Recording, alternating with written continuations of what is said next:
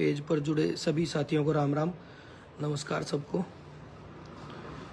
एक तो कल का जो काला दिन हरियाणवी इंडस्ट्री का रहा, आप सबको पता है कि एक ऐसी खबर जिसका यकीन भी ना हो। राजू पंजाबी भाई, हम सब के प्यारे, सबके लाडले और बहुत ही बेहतरीन कलाकार, और सूफी गायन की अगर बात करा तो हरियाणा के सबसे बड़े कलाकार जो हमारे बीच नहीं रहे, जिस चीज़ का यकीन ना आप सबको है, ना हमको है, ना परिवार को है, किसी को भी नहीं है।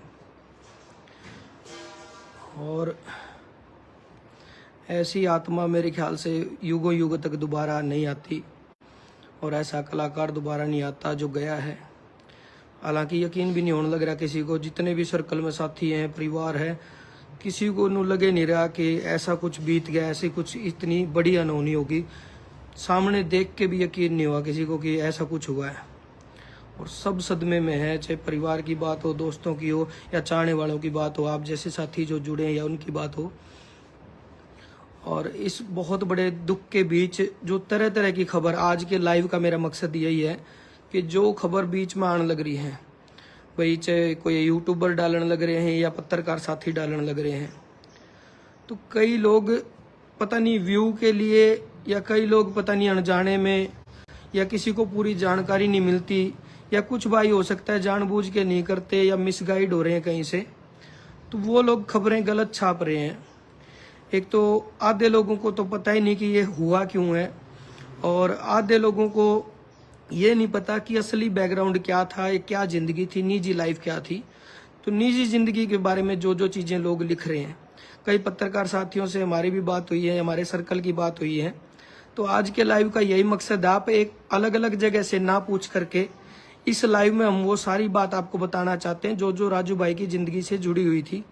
और सभी साथी अब के बाद, जो अब तक जिसने छापा वो हटा दो, जिसने भी जो डाला है, अब के बाद जो भी आप यूट्यूब पे डालें या किसी अखबार में डालें या किसी अपने निजी पेज पे डालें, राजू भाई के बारे में जो कुछ सारी बातें वो आप सबसे शेयर करनी है।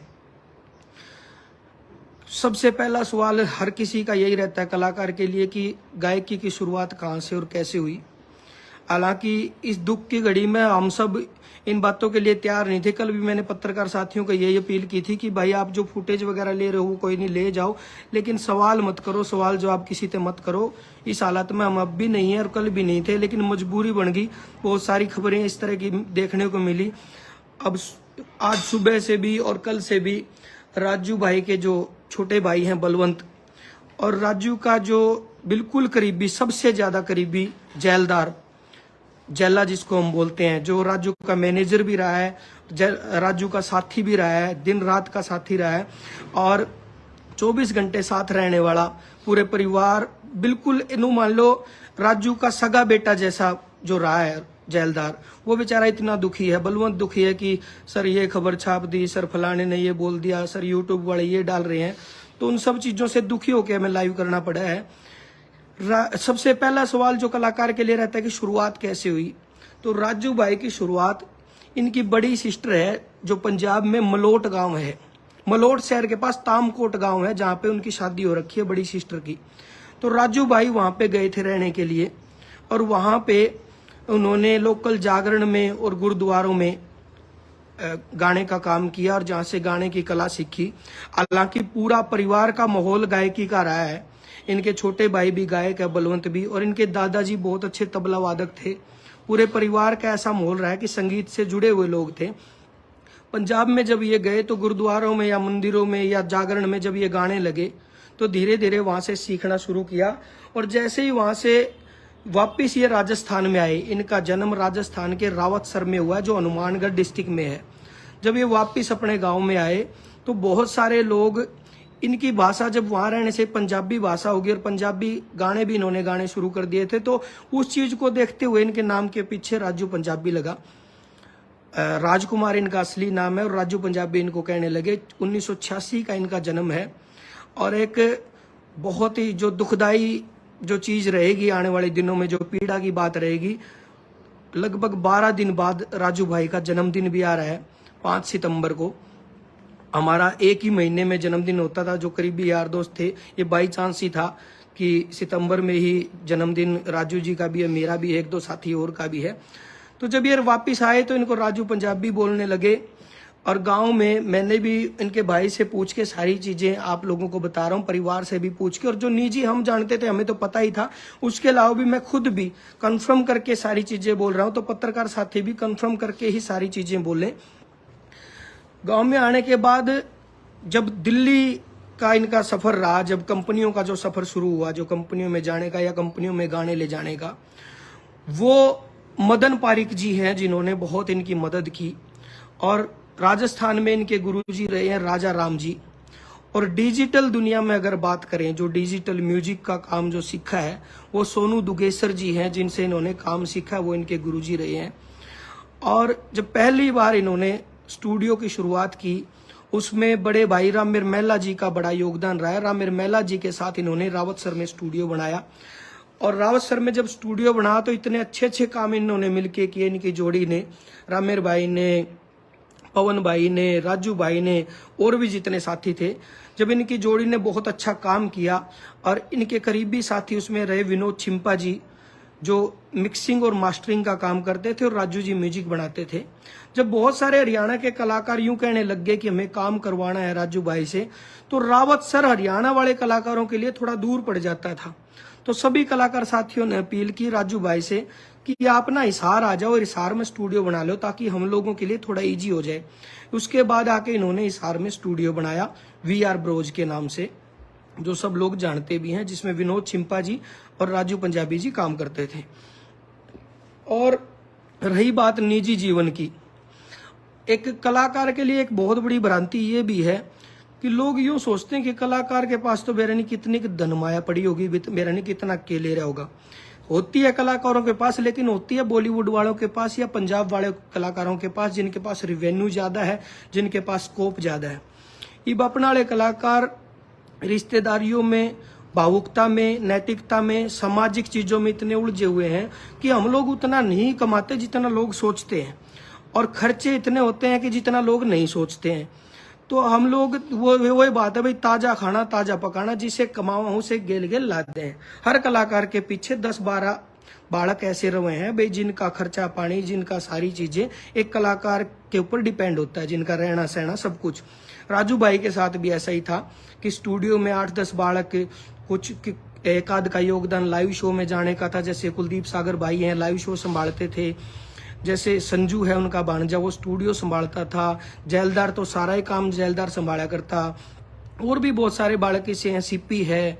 तो ये लोग साथ रहते थे। तो इनके खर्चे, खुद के खर्चे, आने जाने, तो इतना कलाकार का हुआ बस, जिसा कमा लिया उसा खा लिया। जो खबरें अखबारों ने छापी हैं, इतने करोड़ की प्रॉपर्टी है, इतना कुछ है, इतना कुछ नहीं है। हकीकत यही है कि एक गाड़ी और एक किराए का मकान और बच्चों को हंसी खुशी अच्छे से पालने वाले इंसान, और भाइयों के भाई, यारी दोस्ती में मैं नहीं मानता कि राजू पंजाबी से अच्छा कोई भी कलाकार होगा। और ये बात इसलिए नहीं है कि वो जा चुके हैं, हमें तो आज भी यूं लगता है कि हमारे साथ बैठे हैं। उससे अच्छा इंसान, हर कलाकार इस बात की गवाही दे सकता है, उस इंसान में किसी को लेके बैर द्वेष नहीं था, किसी को लेके जलन नहीं थी अंदर, ना वो कदे किसी का बुरा सोचा करता। लड़ भिड़ लिया करता छोटी मोटी बातों पे, तो वो लड़ाई भी उसकी वैसी नहीं रहा करती कि किसी से ईर्ष्या के भाव से लड़ना है। बस वैसे जिद्दी वाली जो लड़ाई होती छोटी मोटी, वो हो जाया करती। और वो भी 10-12 दिन में, 15 दिन में खुद ही भूल जाया करता, खुद बात कर लिया करता। बहुत ही मतलब बिल्कुल नीट और क्लीन जो दिल होता है ना, वैसे दिल का राजू था। और राजू ऐसा कलाकार था कि जिसके हेटर नहीं थे। भाई हो सकता है मेरे तक नफरत करने वाले बहुत सारे कलाकार हों, या किसी और कलाकार तक नफरत करने वाले बहुत सारे कलाकार हों, लेकिन कलाकार या लोग भी हो सकते हैं, राजू से नफरत करने वाले लोग नहीं थे। सब उनको प्यार करते थे, दिल से प्यार करते थे। जीवन उनके, अगर परिवार की बात करें, भोली भाली वाइफ, बिल्कुल नैतिक मूल्यों को समझने वाली, सामाजिक जो दायरे होते हैं उनको समझने वाली उनकी वाइफ ममता भाभी हमारी। और भाई 2 बेटी हैं, बड़ी बेटी का नाम है बिंदु और छोटी बेटी का नाम है नोबिता। यो परिवार है। मम्मी पापा इस दुनिया में है नहीं राजू भाई के। 4 उनके भाई हैं और 3 सिस्टर हैं। चारों भाइयों में दूसरे नंबर पे ये थे, 2 छोटे भाई और हैं, जिनमें से एक भाई खुद सिंगर भी है, बलवंत, जो गाता भी है।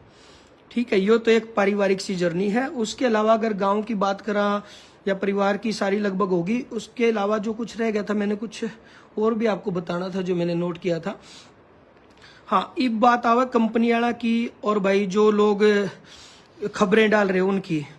खबरें डालने वालों से अपील है कि यो टाइम आप लोगों की कमाई करने का टाइम नहीं है कि आपने कोई थंबनेल ऐसा डालना है कि जिससे लोग ज्यादा देखेंगे। आपने वही बात डालनी है जिससे परिवार ने सहानुभूति मिले। जब परिवार किसी वीडियो को खोल के देखे तो उस परिवार के दिल में नू नहीं जाना चाहिए कि राजू के बारे में क्या लिखा जा रहा है। बहुत सारे लोग कोई कुछ लिख रहा है, कोई कुछ लिख रहा है, कोई कि मैं बताने लग रहा है। तो बातें ऐसी लिखो जिससे परिवार देखे तो एक तो प्राउड फील हो, एक सांत्वना मिले। और सच्ची बातें लिखो, लोगों से पूछ के लिखो, परिवार से पूछ के लिखो। जो इनकी बीमारी की जहां तक बात थी, लगभग 10-15 दिन ये पहले एडमिट रहे जिंदल में। एक छोटी सी लापरवाही जहां जो मुझे लगती है कि रहेगी, इनको पीलिया था जिसको जॉन्डिस बी बोलते हैं ना, मेरे ख्याल से जॉन्डिस बी या कुछ और बोलते हैं, जो नॉर्मल जॉन्डिस बी नाम से इनको बीमारी थी, हेपेटाइटिस बी या कुछ ऐसा। तो वो एक पीलिया था और जिसको संभाला नहीं गया टाइम से। कि छोटी सी चूक मुझे भी लगती है और साथियों को भी लगती है। लगभग 4 महीने पहले वीनूगौड़ भाई ने और पीके भाई ने यूं बोला था कि राजू, क्योंकि वीनूगौड़ भाई का थोड़ा मेडिकल लाइन से भी लिंक रहा है, तो वो बोला भाई थोड़ा मैंने नू लगा है, पीलिए की शिकायत लगा है। तो आप देसी जो घर परिवार के लोग हैं, जो आम घर परिवारों से आप ज्यादा सीरियस लेते नहीं छोटी मोटी चीजों को। नू मान जाए कोई बात नहीं, जब तक तकलीफ नहीं होती अंदर। तो राजू भाई भी मस्ती वाले आदमी थे। नु बोले भाई कोई दिक्कत को नहीं, बोला मैं ठीक हूँ, खाम का डॉक्टर का जाऊंगा, दिखाऊंगा कि मैं बता देगा और टेंशन हो जाएगी। तो उस चीज को संभाला नहीं टाइम से और बहुत लेट संभाला। तो 10-15 दिन एडमिट जब रहे जिंदल में, हमारा रोज का मिलना जुलना रहा, ठीक हो गए थे, बिल्कुल ठीक होके छुट्टी मिल गई थी। छुट्टी मिलने के 2 दिन बाद वो बोले मेरे को तकलीफ हो रही है। रात को फिर हॉस्पिटल ले आए जिंदल में। ये उनके जाने से 1 दिन पहले की बात है। उस दिन फिर डॉक्टर ने बोले दवाई बट्टी दे के बोले सब ओके है, सब ठीक है, वापिस घर ले गए। अगले दिन सुबह फिर उन्होंने तकलीफ बताई। जिस दिन की ये जो दुर्घटना जिस दिन हुई है, जो काला दिन जो हमारी जिंदगी में, आपकी जिंदगी में आया, उसी दिन 10 बजे सुबह हॉस्पिटल में लेके आए जिंदल में। हम भी गए, मैं गया, खासाड़ा 4 भाई गया, और भी साथी थे, जैसे सोनू गारनपुरिया है, श्रवण बलम्बिया है। तो सारे साथी हम पहुंच गए थे सुबह इमरजेंसी में जब उनके लेके गए। और उन्होंने जैसे उनसे बातचीत हुई, कहीं भी यूं नहीं लगा कि उनको कोई बड़ी तकलीफ है या कुछ ऐसी बात भी रात तक हो जाएगी, ना हमने लग गया। हम मिलजुल कर आ गए थे। दोबारा फिर जब उनको वार्ड में शिफ्ट किया तब हम दोबारा गए। मैं और जेलदार अंदर ही बैठे थे, खासाड़ा भाई और इनको हमने बाहर छोड़ दिया था, क्योंकि ज्यादा लोग जाने से डॉक्टर भी थोड़ा सा परेशान हो जाते हैं। तो मैं और जेलदार अंदर बैठे थे। राजू भाई से प्रॉपर बात हो रही थी, सब बातचीत सही कर रहे थे। वो जो मैंने पेज पे फोटो डाली थी वो उनकी उसी वक्त की फोटो है। राजू भाई टेढ़े लेट रहे थे। मैंने पूछा मगर राजू जी सीधे सो जाओ आप। बोला सीधे सोने में मेरे कमर में थोड़ी तकलीफ हो रही है, टेढ़े में थोड़ा आराम है। लेटे रहे, थोड़ी देर बाद बोले मेरे को एक बार बैठा दो। जैसे हम बैठाने लगे वो बैठ तो गए और 10 सेकंड बाद यूं बोले सांस नहीं आ रहा मेरे को, तो वापस लेट गए। डॉक्टर आए, डॉक्टर से मैंने भी बात करी जी सारी तकलीफ क्या क्या है, क्या क्या चीजें। डॉक्टर ने बहुत कोऑपरेट किया, अच्छे तरीके से सारी चीज बताई। उसके बाद राजू की मिसेज हमारी भाभी जी, वो थोड़ी सी अपसेट हो रही थी, ममता भाभी। तो मैंने सोचा मैं अपनी वाइफ को और बच्चों को उनके घर छोड़ाऊं ताकि वो थोड़ा रिलैक्स हो जाएं, आपस में बात करेंगे। मैं बच्चों को छोड़ने राजू भाई के घर गया। जैसे ही उनको उतारने लगा तो इतने में जेलदार भाई का फोन आ गया। वो रो रहा था, बोला सर जल्दी आ जाओ, वेंटिलेशन पे लेने लग रहे हैं। तो वेंटिलेशन पे जब लेने लगे तो राजू भाई ने खुद जेला को बोला है कि जल्ले मैं आज नहीं बचूंगा। उनके ये आखिरी वर्ड यही थे, इसके बाद के कोई वर्ड नहीं थे, बस यही कहा था कि जल्ले मैं आज नहीं बचूंगा।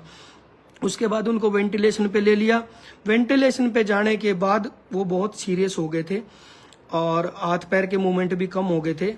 फिर किसी साथी ने यूं बोला कि वहीं स्टाफ में कोई साथी था, बोला इसमें वेंटिलेशन में एक बड़ा मुद्दा ये रहता है, एक तो थोड़ा बस ब्रेन एक्टिव रह जावे और जो आंखों की पुतलियां है ना ये नहीं ठहरनी चाहिए।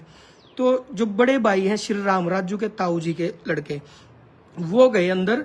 उन्होंने राजू से कुछ बोल के देखा, उन्होंने पलक भी झपकाई है और पुतली भी झपकाई है और उन्होंने इशारा भी किया गर्दन से। मेरा यकीन नहीं है। उसने बाहर आकर बताया बोला सही है, नू एक्टिविटी है। मैं यार मैं जब का खड़ा था जब तक तो हाथ पैर या उंगली कुछ भी नहीं हिल रहा था। फिर मैं खुद देख के आऊंगा जब मेरा यकीन होगा। मैं गया अंदर, राजू पे मैंने पूछा माँ जी, मैंने बोल के देखा माँ सर आपको कोई दर्द तो नहीं है, कोई पेन तो नहीं है? तो राजू ने मेरी तरफ यूं ये आंखें करी और गर्दन ना में हिलाई, पुतली भी हिली थी। मैं रिलैक्स हो गया। बाहर आकर मैंने सब तब बताई, मैं ये टेंशन खत्म होगी, ये सारी रिकवरी हो जाएगी। बल्कि स्टाफ वाला एक भाई था वही मेडिकल स्टाफ का, मैं भाई नुन्नू पलक झपकाई, मेरी खुद बात हुई है। तो उन्होंने बोला फिर ठीक है, बोले अगर पलक झपकाई हर बात हुई है तो फिर ज्यादा तकलीफ वाली बात है नहीं।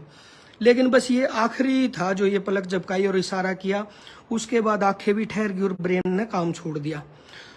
जो वहां चेक कर रहे थे, हालांकि उस दौरान मेन डॉक्टर तो नहीं थे, दूसरे डॉक्टर थे। आज कहने का टाइम तो नहीं है, पर मैं फिर भी कहना चाहूंगा, उसका तो नाम ही लेना चाहूंगा। आशीष आर्य, पता नहीं क्या रवि सारिया, जिंदल में रवि सारिया नाम से कोई डॉक्टर था। बहुत ही गंदा, घटिया, नकली, जीरो आदमी, जिससे मुझे नफरत हुई बिल्कुल। वो ने बोला कि एक ट्रीटमेंट होना है जिसमें यहाँ से पाइप डालेंगे, यहाँ से पाइप डाल के और इनका फेफड़ों में पानी जमा हुआ वो पानी निकालेंगे, और वो पानी निकालते हुए बड़ा रिस्क है कि खून निकल सकता है। जो और खून निकलना शुरू हो गया और खून नहीं रुका तो हम बिल्कुल भी नहीं बचा पाएंगे, कोई चांस ही नहीं है बचने के। इस सिचुएशन में हम सारे कांप गए, हाथ पैर कांपने लग गए, हाँप गए हम। अब मैं उस डॉक्टर से बोला, जी हमने है ना ये डिसीजन हम ले नहीं पा रहे एकदम से कि आप ये, वो बोले साइन कर दो, ये साइन करोगे तो ये ट्रीटमेंट शुरू करेंगे। माँ जी एक बार इस डिसीजन के लिए हमें टाइम दे दो, हमें 20 मिनट का टाइम दे दो, क्योंकि भाई भाभी भी घर पे हैं और भाई थोड़ा बहुत डिस्कशन हम आपस में भी करांगे, हमने 20 मिनट तो दो। ने बोला मैं तुम्हारे लिए यहीं बैठा रहूंगा क्या, मेरे को और काम नहीं है क्या, मुझे ड्यूटी पे जाना है। ये मैं कहना नहीं चाहता, पर उसके लिए तो मैं कहना चाहता हूँ ताकि आगे कोई जिंदल में जाए, जिंदल हॉस्पिटल का सारा स्टाफ ने कोऑपरेट किया हमें, चाहे सिक्योरिटी से लेके डॉक्टर से लेके सब ने कोऑपरेट किया है। एक उसको छोड़ के रवि सारिया नाम से जो एक डॉक्टर आया दूसरा ड्यूटी पे जो आया, उसने बहुत गंदा बिहेव किया, इसलिए मुझे बोलना पड़ रहा है। बाकी सब ने, जैसे विनोद है सिक्योरिटी में, या फिर वहाँ पे करमवीर जी हैं, या फिर जो उस डॉक्टर स्टाफ में है खुद डॉक्टर विवेक बंसल जी ने बहुत अच्छे से कोऑपरेट किया, और मोनू भाई हैं, काफी लोग हैं जिन्होंने बहुत अच्छे से, जो मेन डॉक्टर विवेक बंसल है उन्होंने बहुत अच्छे से समझा था दिन में जब शाम को दिक्कत हुई थी। लेकिन रात को उस डॉक्टर ने हमें पजल कर दिया, बहुत दिमाग बिल्कुल खराब हो गया। हाथ पे मैंने उसके डॉक्टर के यूं हाथ जोड़े, बिल्कुल मखा जी 20 मिनट दे दो जी, एक नैतिकता के तौर पर दे दो, नू सोच लो आपका कोई फैमिली का एडमिट है। उस डॉक्टर को अपनी नींद अच्छी लगी, ना कि कोई पेशेंट अच्छा लगा। बोला मेरे को सोना भी होता है, मेरे को जाना भी होता है, मैं इसीलिए तुम्हारे लिए बैठा हूँ क्या, जल्दी बताओ मुझे, यस नो करो। मैं बोला जी उनकी वाइफ को तो बुला लूं, भाभी को तो बुला लूं, उनसे तो पूछ के करेंगे। बोला वो कोई साइंस जानती है क्या करोगे उसको बुला के। इतना गंदा भी है। मैं हाथ जोड़ के अपील करता हूँ कभी जिंदल में जाओ तो इस रवि सारी ऐसे बच्चियों सारे, इसके लिए मैं खुला कह रहा हूँ। और भाई उसके बाद क्या हुआ, फिर तो कोई रिएक्ट आना बंद ही हो गया बॉडी से। फिर तो हम सारे जने कोई कितने जाकर रोए, कोई कितने जाकर रो, सारे दुखी हो गए। डॉक्टर जो देख रहे थे वो विनू भाई के एक दोस्त थे, उसने हिंट दे दिया था, बोला भाई 99% तो अब चांस नहीं है, कोई 1% कोई चमत्कार हो जाए तो हो जाए। उस चमत्कार की बात हम देखे गए। उस टाइम मारता जिसने जो बताया, एक वहाँ कोई बहन थी जिसकी मम्मी एडमिट थी, नु बोली भाई चीनी उबार दो, वो कर दो, जो आस्तिक नास्तिक सारी चीज मानी हमने, जबकि मैं खुद ज्यादा इन चीजों को मानता नहीं था। लेकिन एक बस दिल में डर बैठ गया कि किसी भी तरीके से बच जाओ, कुकरे भी बच जाओ। तो हमने वो चीनी भी उबारी। फिर सिक्योरिटी वाले एक अंकल थे, बहुत अच्छे थे, मेरे को नाम नहीं पता उनका। वो अंकल बोले यार मंदिर के बराबर में एक शिवलिंग है, वहां से तुम जल चढ़ा के आधा पानी यहाँ लिया, इसके ऊपर तो उबार दो, मैंने देखा है ऐसे केस में बचते हुए। हमने वो भी करा, जो चीज पॉसिबल थी हमने सारी करी। डॉक्टर अपनी कार्रवाई में लग रहे थे और हम अपनी में भी लग रहे थे, भाई जिस चीज पे भी लग जाए, फोन पे झाड़ा लगवाना और जिन चीजों का, हालांकि मैं समर्थन बहुत ज्यादा करता नहीं था, लेकिन एक जब बिल्कुल करीब भी जाओ तो उस टाइम तो हर ट्रीटमेंट करा भाई, चाहे कुछ भी बता दो। और हमने ये तक कह दिया था भाई कुछ भी हमने अपने शरीर का किसी अंग को अगर राजू के लिए देना पड़ा तो हम उस चीज के लिए भी रेडी है। हमने डॉक्टर तक सब कुछ कह दिया था, महाजी दिल्ली तय बाहर तय कितने तक भी डॉक्टर आके बचा सकता हो ना, एक बार कुकरे भी कर दो। मखा जी हम कितने ले जा सका तो बता दो। मैंने दिल्ली भी बात की, BL कपूर में बात की, डॉक्टर डबास हैं बहुत अच्छे हैं, उनसे बात की जी, मखा दिल्ली ले आ सका। हाँ एक और दोस्त है गोविंद भाई ने बात कराई एक डॉक्टर से, उनसे भी बात की। मखा जी एक बार दिल्ली ले जान जुकर है या कहीं ले जान जुकर हो तो बता दो। वो बोले भाई वेंटिलेशन हटाते ही नीचे तक का भी रिस्क है भाई, नीचे तक भी तुम ले जाओगे तो। फिर हमारे पास ऑप्शन से खत्म हो गए। फिर तो बस हाथ जोड़े और भगवान तक प्रार्थना करी कि किसी भी तरीके से राजू को बचा दो। फिर लगभग 1 बजे के आसपास डॉक्टर जो है देख रहे थे, उनने नु कह दिया भाई लेडीज को घर भेज दो, अगर लेडीज आई हुई है तो। उस टाइम मारा फिर नु हो गया मखाई, तो बिल्कुल ही चांस खत्म ही हो चुके हैं। जब डॉक्टर ने इतनी बात कह दी, क्लियर तो इंट दिया नहीं पर इशारा सा दे दिया, तो मारा हो गया था नु। फिर सब लोग हम दुखी हो गए, हमारे पास कोई ऑप्शन नहीं बचा। फिर तो थोड़ा थोड़ा मैसेज देना शुरू किया, बस भाभी को नहीं बताया, और जो यार दोस्त थे उनको सबको हमने थोड़ा थोड़ा बताया। सुबह 5 पता नहीं 4:30 बजे के आसपास उन्होंने क्लियर कर दिया। फिर वेंट वगैरह हटा दिए। फिर तो सारे सुन्न हो गए हम, सब रोने लग गए वहाँ, सब बुरी तरह रोने लग गए। सारे दोस्त राजू के वहाँ पे मौजूद थे। तो ये था जो बीमारी की जो थी कंडीशन, वो बता रहा था मैं। उसके अलावा निजी लाइफ की जो जो चीज़ें रह गई थी वो भी मैं शेयर करना चाहता हूँ। भाई जो छाप रहे हैं, तो इनके जो करीबी दोस्तों में सबसे पहले तो इनका काम जो देखता था सारा, बिल्कुल घर परिवार देखता था, वो है जलदार है। जो भी कुछ कंफर्म करना तो उससे कंफर्म करके डालना, या यहाँ से जो बताया गया यही है। और जो दोस्त इनके साथ उठने बैठने वाले थे यारी दोस्ती में, भाई मैं था, खासाड़ा 4 था, वीनू गोड था, पीके राजली था, और भाई फील्ड के अलावा जो दोस्त थे गोविंद भाई, सुमेर भाई, और भाई चाचा सतवा, ये इनके करीबी लोग थे। सरवण भाई था, सोनू गारनपुरिया, बहुत सारे साथी ऐसे थे जो इनके बिल्कुल करीबी थे और हमेशा जिनके साथ रहना ये पसंद करते थे। लड़ाई झगड़े की भावना इनके दिल में थी नहीं, यारों के यार थे बिल्कुल, और दिल के साफ थे। कई बार जब अपसेट हो जाया करते तो फोन भी नू करा करते, बोला जी नहीं लग रहा आ जाओ, तो अपने दोस्तों को बुला लिया करते। और हमारा सर्कल ऐसा था यारी दोस्ती का, इकट्ठे टूर प्लान होया करते, इकट्ठा बार जाना आना होया करता। बहुत बार तो ऐसा होया करता, मान लो खासे वाले की शूटिंग है तो मैं राजू वैसे ही चले गए दोस्ती में, या मेरी शूटिंग है ये आ गए, या वीनू की कोई शूटिंग है या वीनू की कोई कहीं पे जाना है तो साथ में वैसे चले गए। भाई चंडीगढ़ जावे, काम वीनू का है तो हम सारे, वीनू सोचा थोड़े मस्ती मार दे, बातचीत कर दे, हम चले जाओगे। ये सब था भाई। इसके अलावा किसी को भी कुछ कहना हो, पूछना हो, तो या तो अभी कमेंट में लिख दो, या फिर भाई जितने भी पत्रकार हैं, यूट्यूबर हैं, सबसे हाथ जोड़ के अपील करता हूँ। मुझे पता है आपकी भावनाएं भाई राजू के प्रति, आप ठीक है अच्छा ही चाहते हो, लेकिन कई बार गलती से ऐसा हो जाता है कि कुछ चीजें बिना सुने या बिना बेरा लागे आप लोग छाप देते हो। वो खबरें बिल्कुल मत छापना। इससे अगला पॉइंट है कंपनी वालों के लिए मैं जो कहना चाहता हूँ। जो कंपनी है जितनी भी हरियाणा में, सबसे पहले तो भाई हमें थोड़ा अच्छा लगा कि सबसे पहले कॉल आई हमारे पास तरुण भाई की मोर म्यूजिक से, जिन्होंने खुद से, पहले कंपनी वाले हैं जिन्होंने खुद से कॉल करके यूं बोला कि भाई कोई भी हेल्प की नीड हो या राजू के परिवार को हम क्या सहारा दे सकते हैं फाइनेंशियली, या किस तरह का सहारा दे सकते हैं, उसके लिए भाई बता दियो, बिल्कुल साथ खड़े हैं। उसके बाद भाई जेम्स ट्यून वालों ने बोला, दोनों कंपनियों का धन्यवाद करता हूँ दिल से। हालांकि और कंपनियों के मन में भी होगा, और भाई मैं तो चाहूंगा भी जिन कंपनियों में खासकर राजू के गाने ज्यादा हैं उन सबको आगे आके उन दोनों बेटियों के लिए भी सोचना है।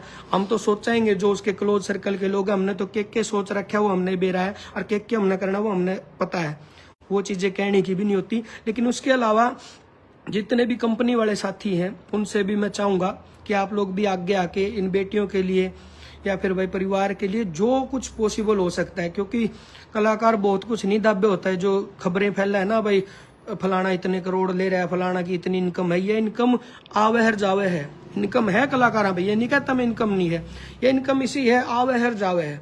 क्योंकि कलाकार ने खुद को मेंटेन भी रखना पड़े, गाड़ी घोड़ियां तभी मेंटेन रखना पड़े, भाई सिक्योरिटी वगैरह तभी मेंटेन रखना पड़े, ऑफिस दफ्तर भी खोलने पड़े, 10-12 बालक भी रहो भाई, खुद का परिवार भी रहे। तो इन सब चीजों को लेके आना जाना ही लगा रहा है। फाइनेंशियली कोई बहुत बड़ा स्टॉक नहीं रखता कलाकार की उसके पास इतना कुछ है, बैंक बैलेंस है। तो इन्हीं चीजों के लिए मैं रिक्वेस्ट कर रहा हूँ, कंपनी वालों को आगे आना बनता है। और दूसरी अपील हाथ जोड़ के है, जब तक 13वीं नहीं हो जाती कोई भी कंपनी वाला, चाहे गाने की किसी की डील हो चुकी है चाहे नहीं हो चुकी है, भाई कोई भी कंपनी वाला गाना रिलीज मत करियो भाई। कोई भी 1-2 खबर मुझे मिली जैसे ही, तो मैं इसलिए रिक्वेस्ट कर रहा हूँ कोई भी गाना रिलीज ना करियो। और कुछ लोगों का ऐसा काम भी देखने लग रहे हैं भाई, ये अभी कहूंगा मैं, मौके पे कहूंगा, नाम लेकर भी कहूंगा, जो राजू के गानों को इस दौरान डाल रहे हैं या पुरानी वीडियो को उठा के डाल रहे हैं। एक आधा ने तो नू भी डाल रखा है राजू पंजाबी फनी वीडियो। अरे इस टाइम तो कमाई का मौका छोड़ दो और इस कमाई का भी हिसाब लिया जाएगा। जो जो आप इस दौरान कमाने लग रहे हो ना, जब तक उनकी 13वीं भी नहीं होली, आप लोगों को कमाने की पड़ी है, इसका भी हिसाब लिया जाएगा। और वो लोग डालने लग रहे हैं जिनका अभी तक नू फोन नहीं आ लिया, अग भाई की हेल्प करनी है, की मदद करनी है। तो मैं अपील करता हूँ सबसे, इस तरह की चीजें मत डालो आप। दूसरा एक चीज और मैं कह रहा था कि राजू भाई को हम कभी भी, बेशक वो जा चुके हैं हमारे बीच से, लेकिन कभी भी जाने नहीं देंगे। उनको जिंदा रखने के लिए, हमारे बीच में रखने के लिए हमेशा हम सारे कलाकार साथी एक बार इकट्ठा होंगे, उनकी एक मौन सभा रखेंगे। सब कलाकारों को मैसेज दे देंगे, हिसार में रखेंगे मौन सभा। उस मौन सभा में सारे कलाकार डिसीजन लेंगे कि राजू भाई को किस तरीके से हम जिंदा रख सकते हैं, बड़ा रख सकते हैं। हमेशा जो उनका योगदान है उसको किस तरीके से बड़ा कर सकते हैं। उसके लिए चाहे कोई लाइब्रेरी बनानी है या कोई म्यूजिक स्कूल खोल लेंगे, जो भी पॉसिबल हेल्प होगी वो सारे मिलकर आप करांगे, कलाकार साथी मिलकर करांगे, ठीक है। उसमें जो जो आगे आना चाहोगा, किसी पर कोई प्रेशर नहीं, करनी है बतेरे हैं, करा भी 100% करांगे। कितने हेल्प आई तो भी करांगे, नहीं आई तो भी करांगे, 100% करांगे। लेकिन उसमें जो कुछ भी योगदान कोई देना चाहता हो बेशक आ सके। और भाई कल संस्कार पे इतनी दूर दूर तक लोग पहुंचे, सबका दिल से धन्यवाद भाई, आपने सहानुभूति दिखाई और परिवार को एक हौसला मिला कि जो राजू गया है वो राजू कमा के बहुत गया है। बेशक उसने धन नहीं कमाया, बेशक उसने दौलत नहीं कमाई, लेकिन उसने जो ये लोग कमाए है ना, कल जो संस्कार पे इतने लोग आए, गांव वाले भी यूं कह रहे थे हमने गांव में पहली बार संस्कार पे इतनी भीड़ देखी है, तो ये राजू की कमाई थी। और मैं बहुत भावुक हो गया कल जब